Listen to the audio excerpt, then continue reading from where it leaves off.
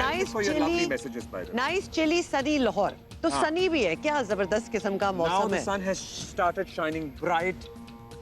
कुछ ज्यादा ही ब्राइट नहीं हो गया वैसे. So maybe आपसे. So sorry, but we had to wear this वरना. आंखें मिलानी थी, मिला ली.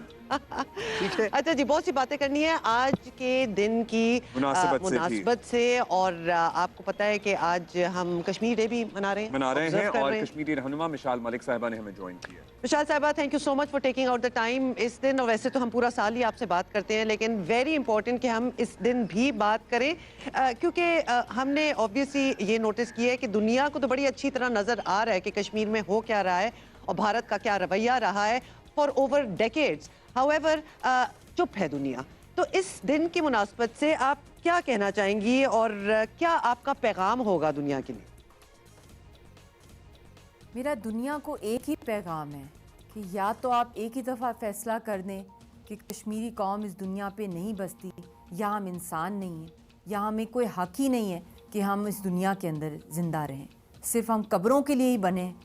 और यूनाइटेड नेशंस के अंदर जो सबसे पुराना मसला है वो कश्मीर का मसला है, और हम हक पर हैं, हम सच पर हैं. हमारा इंडिजिनस राइट है हक के खुद इरादियत का, और ओवर अ डजन करारदादें यूनाइटेड नेशंस के अंदर जो डिमांड करती हैं कि कश्मीरियों को उनका right to self determination, plebiscite का राइट दिया जाए. तो क्या वजह है कि आज तक कश्मीरी जो है उनकी नस्ल होती जा रही है, जब तक कि हर कश्मीरी जो है इस ज़मीन से जो है वो हमेशा हमेशा के लिए चला जाए.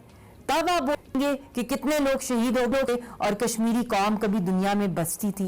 ये एक बहुत बड़ा सवालिया निशान है दुनिया के सामने एक कश्मीरी का. लेकिन भारत लाख जतन कर ले, जो जज्बा जद्दोजहद आज़ादी है ना, उसे दबाना बड़ा मुश्किल काम है. उसे नहीं दबाया जा सकता, और ज़ाहिर कोशिशें तो दहाइयों से जारी हैं.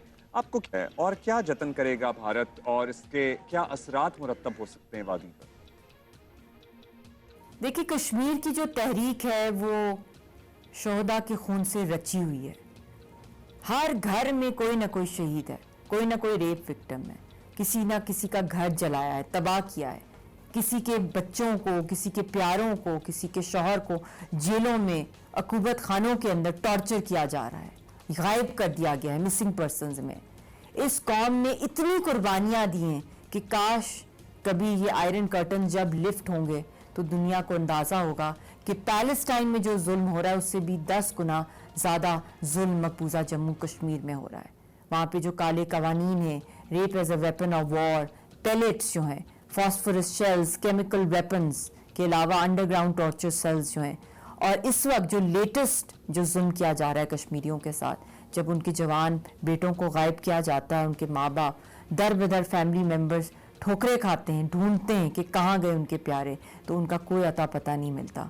ना जेलों के अंदर, ना कॉन्सेंट्रेशन कैंप्स के अंदर, ना आर्मी कैंप्स के अंदर, ना पुलिस स्टेशंस में, ना अदालतों में. और फिर एक दिन अचानक उनकी जिस्म की कटी हुई बोटियाँ 2-2 किलो के गोश्त की उनके घरों में फेंकी जाती हैं.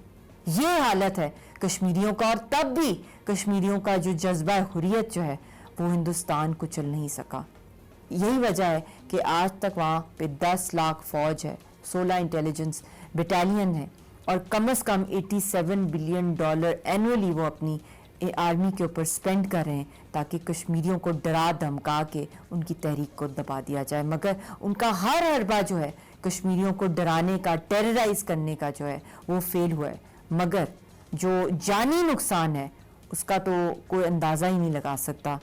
तो ये ना हो कि हर कश्मीरी इस दुनिया से फना हो जाए और फिर उसके बाद हिंदुस्तान अपनी आज़ादी के या हिंदुस्तान का झंडा वहाँ पे गाड़े. तो हमें उनकी जान बचानी है, इस तहरीक को बचाना है. विशाल साहब, बहुत सी आपसे बातें पूछनी है, लेकिन एक बात जो हम सारे जानते हैं, यासीन मलिक साहब की खैरियत और ख़बर आपसे पूछना चाहते हैं कि वो कैसे हैं, क्योंकि ये भी हमें पता है कि उनको ऑब्वियसली जेल में बंद किया हुआ है. 35 साल मुकदमे में, सोचे 35 साल पुराना मुकदमा है. ये कोशिश है कि किसी तरह सजाए मौत हो जाए. बिल्कुल यही कोशिश उनकी चल रही है. तो उनका क्या हौसला है, किस तरह वो डील कर रहे हैं, और जेल में उनके साथ क्या बर्ताव किया जा रहा है? बदतरीन बर्ताव है. उनको कोई लीगल राइट नहीं है, बेसिक फंडामेंटल राइट्स नहीं है जो राइट्स ऑफ प्रिजनर्स हैं. हालांकि हिंदुस्तान खुद सिग्नेटरी है on Geneva rights of prisoners. Prisoners, कोई मेडिकल केयर नहीं दी जा रही, कोई लीगल काउंसिल एक्सेस नहीं है। उनके एक लॉयर एक ज़माने में थे, उनको भी मिस्टीरियसली हिटाए राजा तुफैल साहब। उसके बाद यासीन साहब ने यही कहा कि मैं अपना मुकदमा खुद लड़ूंगा, और ये उनका बुनियादी राइट है किसी भी इंसान का इस दुनिया में कि वो अपनी वकालत खुद करे, अपने आप को डिफेंड करे अगर वकील नहीं है।